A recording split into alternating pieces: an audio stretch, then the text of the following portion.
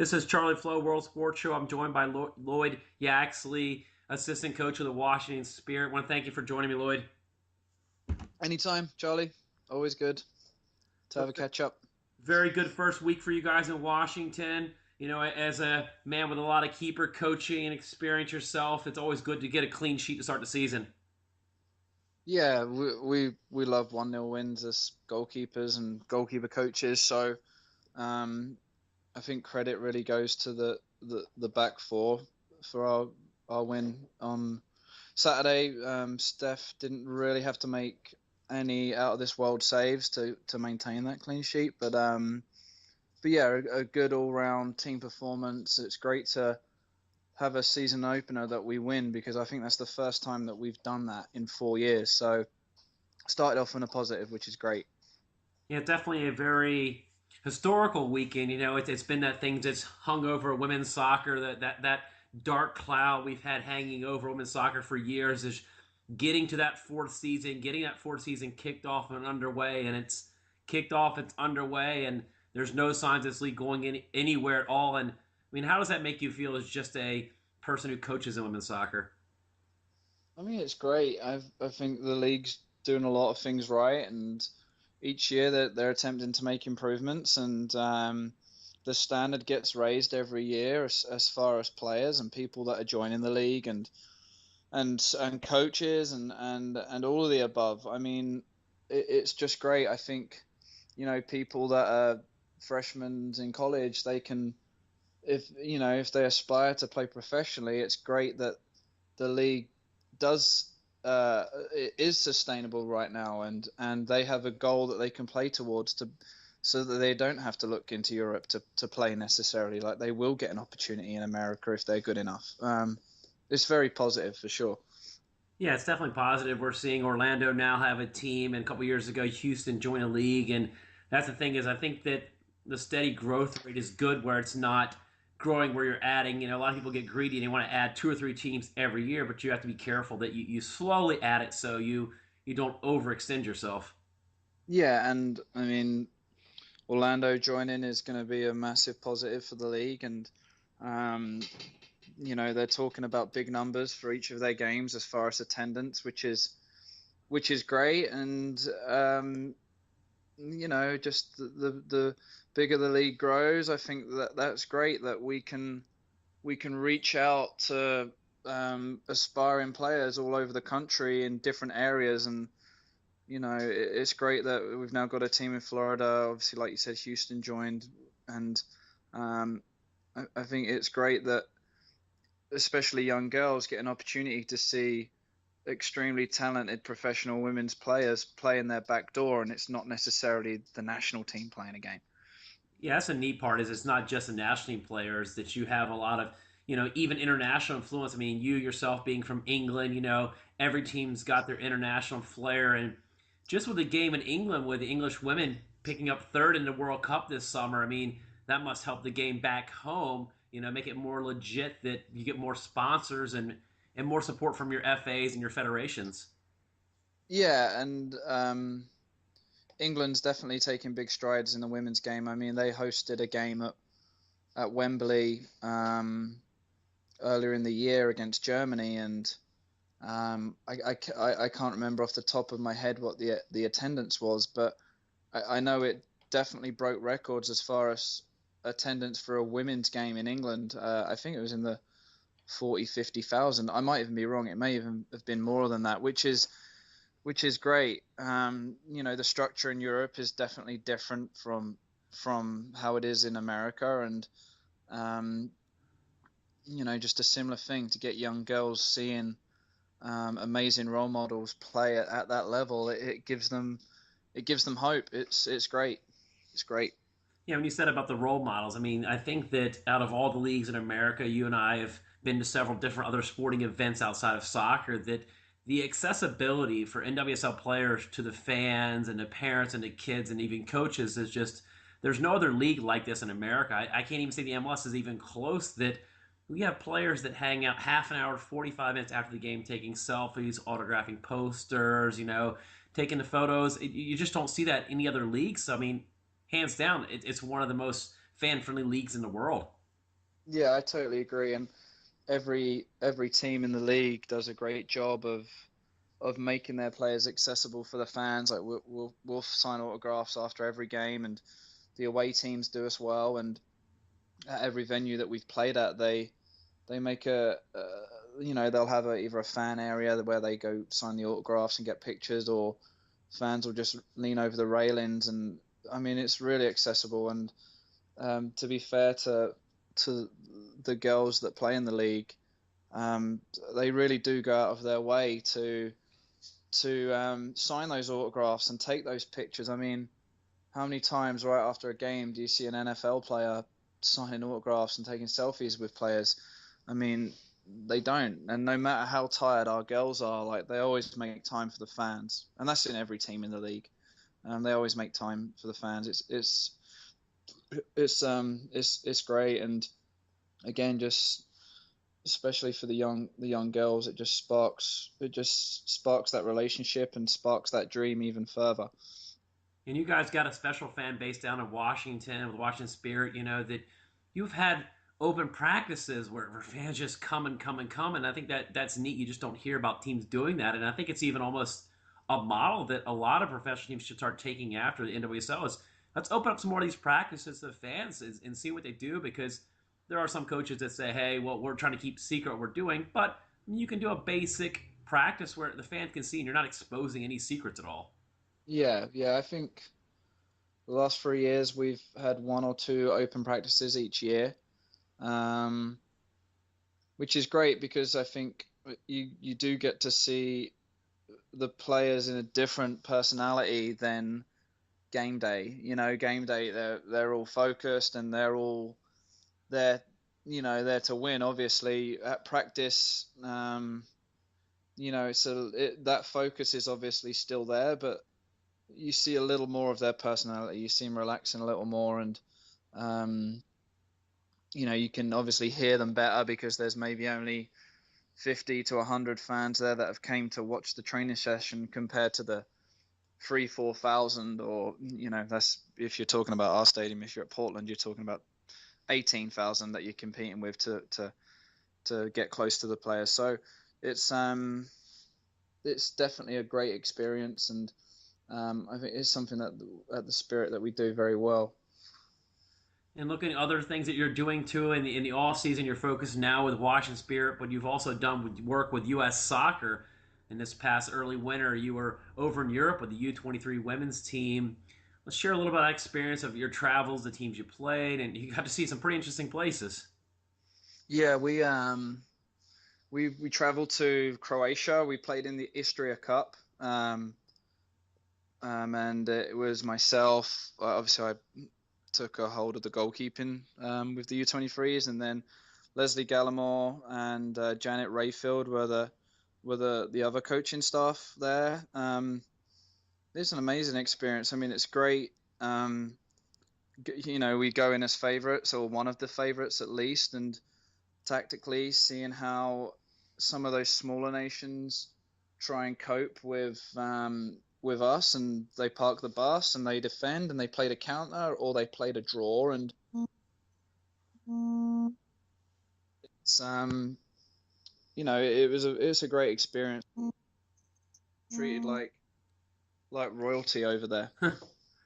And what is the perception now that when you're going back to Europe of what American soccer is like? What are these players? Some of their views and some of their coaches. What do they say to you about their views on American soccer? I think a lot of people are still have the mindset that the Americans are always going to be an athletic team. They're going to be fast. They're going to be strong. But I feel like America is starting to get more respect technically than they used to. I think countries are starting to acknowledge that they are getting that America as a country is getting much better with technically developing their players as well as athletically developing their players and tactically, obviously. And I mean, that must be just as a career, coaching career that just putting on that USA jersey and coaching for that. I mean, that's definitely probably one of the highlights of your career, just being able to do that.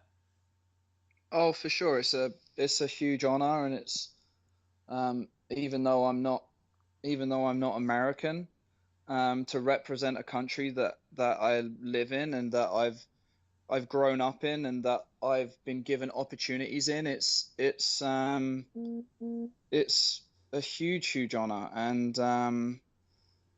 as a player, I was never good enough to be given that opportunity. So as a coach, it's nice to be given that opportunity, I guess, and I try and soak up every experience as much as I can with different coaches, different environments, different teams that you play, and um, it was a huge honor for sure. And just the whole adventure, how you ended up in America. You've shared some awesome stories with me about just being, for coaches out there that are trying to grow their career, being very persistent. Just keeping on it. You told me about emailing and calling like hundreds of clubs just to get the door open for you. Yeah, I think if ever you're not happy with a situation, I think you have to address it. And I wasn't happy with my situation in England, and I knew that I wanted to get out of England and be in a different place. So um, reached out to different companies and different places in the world, and America was where I landed, and America is where I saw my future being, and thankfully that is where I've ended up being. But I think I mean, I still consider myself as a youngish coach, but I think as a younger Lloyd Yaxley, like you've got to get around good people. You've got to put a good product out there and keep developing what you're putting on the field as far as training sessions and the knowledge that you share with other goalkeepers and other goalkeeper coaches or field player coaches, because um, you might volunteer for a position, but and you're running a training session that you're physically not getting paid for, but you never know who's going to walk past that park and see you doing an incredible session, or who's going to you know see a video that of you doing a session. Like, just opportunities come around in the craziest way, and I think as long as you believe in what you do and you're hungry to learn and you put out a good product, then things are going to come your way. And I think the other part of that is I think in the profession that I do, I don't think money cannot drive you. I think getting around good people and learning um, and developing, I think that's what has to drive you. And I think obviously on top of that, you've got to put the players first, and you've got to build that relationship up with everybody that you work with, and that's something that I work very hard to do. Um, I think that's what's got to drive you. You've got to be unselfish as a coach, and you've got to put the players first, and then better situations will come around. Yeah, you definitely said it right there, putting the players first, and both of us had small playing careers, and they're kind of in our rear view mirror. But it's some thrill about I'm sure you get it too, that when you coach a player and you see him save a PK, or to just make a game stopping save to just ice a game. Just I actually get more thrill out of my players making great plays than I do personally when I played in my playing days. Yeah, I think it doesn't always necessarily have to be a match-winning save. It can just be something that you've worked Yeah. on, and they execute it exactly how you've been trying to get them to execute it for weeks or for months or for longer than that. I think that's the best part. And then you come in on Monday morning or Tuesday or whenever, and you go over video, and you can just tell that it's great to be able to show, look, this is what we've been working on for weeks, and you've managed to nail it, and this is why that we've been working on it, and these are the benefits from it. So it's definitely great. You work on the way somebody's technique for a certain situation, um, or whatever, and I think that's a great part of coaching. Now, I think as a player and as a coach, the emotions are totally different. Because as a coach, it's all about the people that you work for or working with. As a player, it's all about yourself, really. Yeah. So, and the team, obviously. But as a player, you make a great save. That's on you. But as a coach, I see my goalkeeper do something well that we've been working on. Then obviously that I'm feeling happy for them rather than happy that I've just done an awesome session that now allows them to do that. And you've got Stephanie Labbaye now from Canada. She's definitely a rising star. She has some great experience in Sweden before coming over here to the league. What has it been like working with her early on? Yeah, it's been great. It's been it's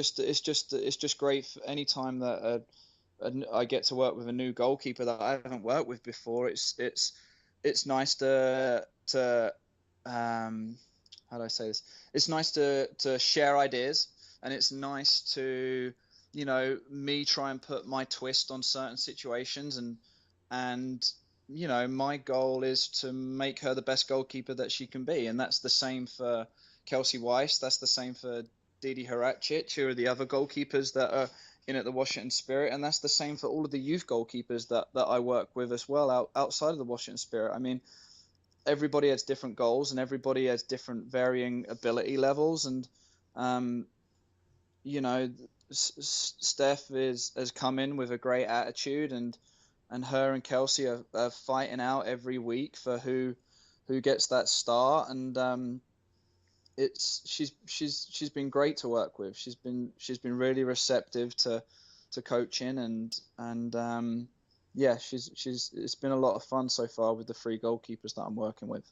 That's another thing that a lot of people don't understand that don't work with goalkeepers directly, that kind of watch it from the outside. That a lot of times, goalkeepers, whether they're one, two, three, or four, how many ever you carry, it's not a matter of rivalries. It's that they push each other, and it's the coolest thing when I coach goalkeepers. Same thing with you, that number two wants to be the one, but her pushing that one can make the one better, and it's just the neatest thing to see that a player that may never touch the field has made that number one better.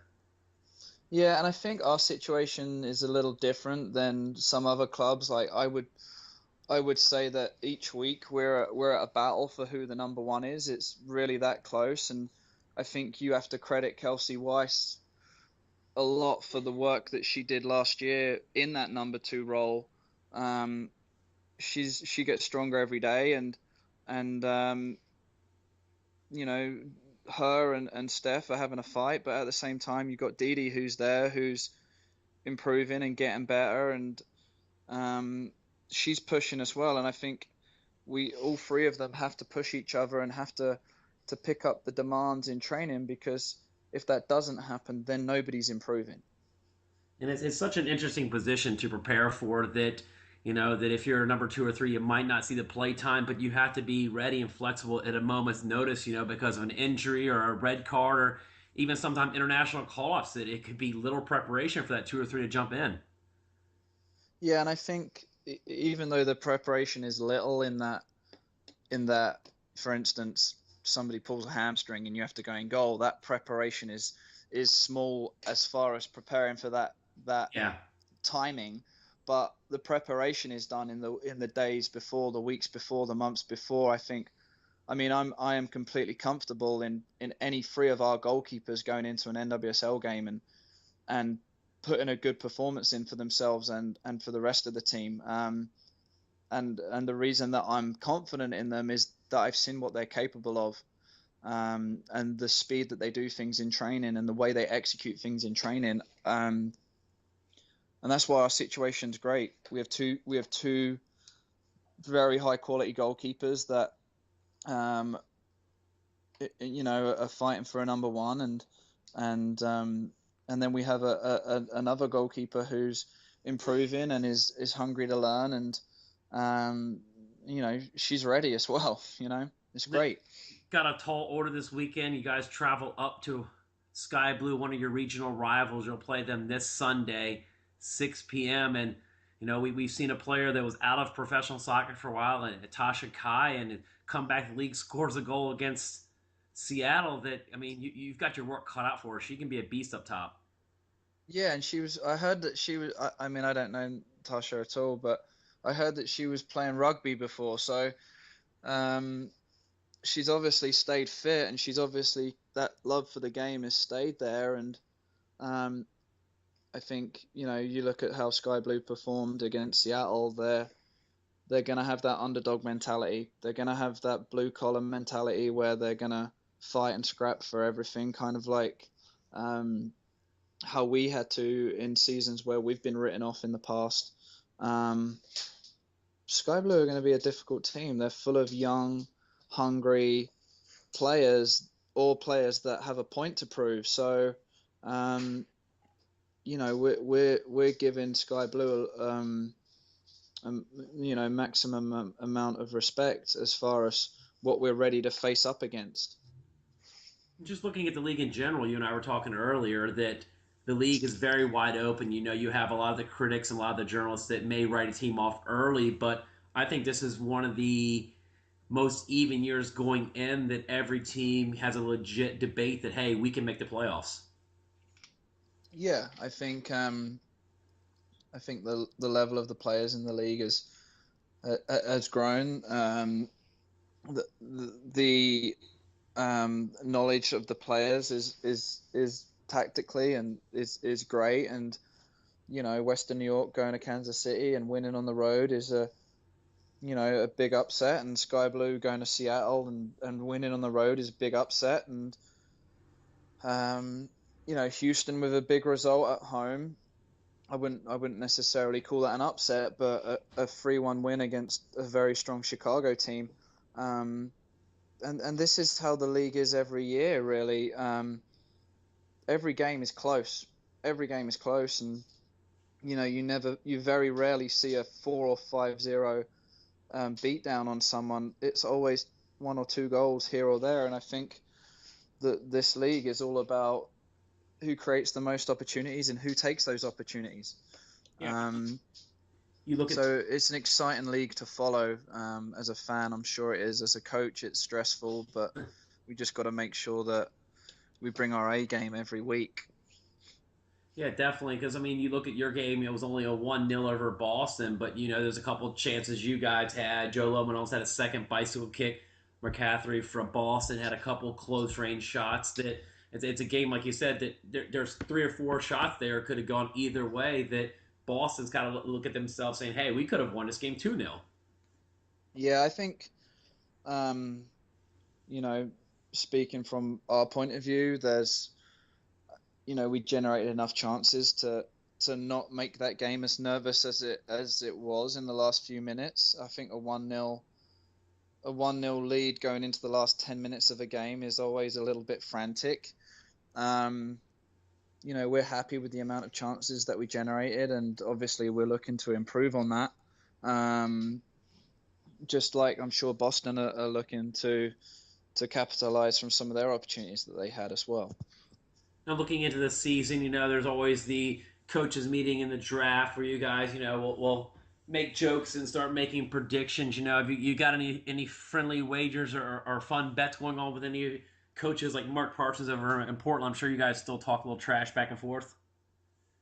We talk trash. He just, I mean, I wouldn't say wages. Like I think every coach in the league is confident in their team and is confident in their philosophies that their team is implementing and um, going. Jim is coming in with new ideas and I've bought into his philosophy and I'm confident that we're going to build upon um, how we performed the last 2 seasons and I mean, I think we're going all the way, and I think our personnel's got better. I think we've got stronger as a team, and um, I see us winning the whole thing. But I think every coach has that confidence. I think if you don't believe that your team's going to win the whole thing, then you're probably you're in the wrong job. Yeah. So um, me and Mark have banter here and there, and Um, but it's, I mean, obviously I really want to beat him, but I really want to beat everyone. Yeah. So, and I want my goalkeepers to be successful through the year.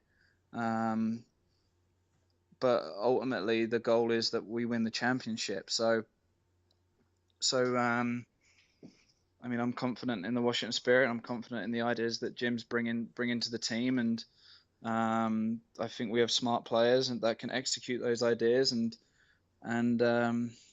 I guess we'll see how everything pans out. But I'm extremely confident in what we're doing. So again, reminder: this is Lloyd Yaxley, assistant coach of the Washington Spirit. You guys will be hitting the road this Sunday, 6 p.m.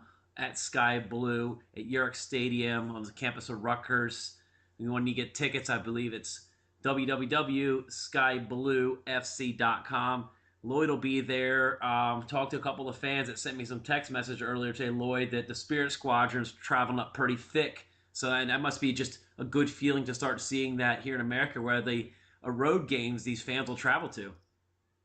Yeah, I know last season when we played in New Jersey, we had um, a busload of fans that came up and sang the whole game, and it felt like a home game for us. And we for the Spirit Squadron, I think they're going to bring that every time we play Sky Blue in Sky Blue's backyard. So, and then on top of that, our assistant coach Denise Reddy, she's from New Jersey, so she's got family and friends that are going to be there. So if you see some of Denise's family and friends, Spirit Squadron, grab them, teach them the songs, and let's get all of Denise's family singing along as well. Uh, let's turn this away game into a home game atmosphere for sure. I think that's the neat part about the women's soccer and just the how much it brings people together, that we're all in the same boat, that we want to see every game sold out. It doesn't really matter what fan base it is. It's just a win for the league when you see every seat filled. Totally. I mean, um, it's a good product that every team puts out there. So, um, the players deserve to be watched. And now that's easy for me to say because I'm not the parent with 5 kids that all want to go to a game, and I'm having to pay. I mean, I have no idea what ticket prices are, like $15 a ticket, something like that. I understand that it can be an expensive family night out, but at the Spirit, we do an amazing job, like we spoke about earlier, of getting the fans involved and creating a family atmosphere. And I know every other team in the league does also. Um, of course, we want to see every game sold out, just like every league in every sport does. I think that's going to keep the league growing and obviously make the league better as well. Again, this is Lloyd Yaxley, assistant coach with the Washington Spirit, joining me on the World Sports Show. Again, they'll play Washington Spirit at Sky Blue this Sunday, 6 p.m. Lloyd will be there looking to get a clean sheet for his keeper. I want to thank you for joining me today, and safe travels up to New Jersey this weekend, and I'll see you Sunday, Lloyd. Thanks, Charlie. See you Sunday. And keep up the good work, mate. All right, appreciate it, Lloyd. Thank you. All right, see you later, Charlie. Bye bye.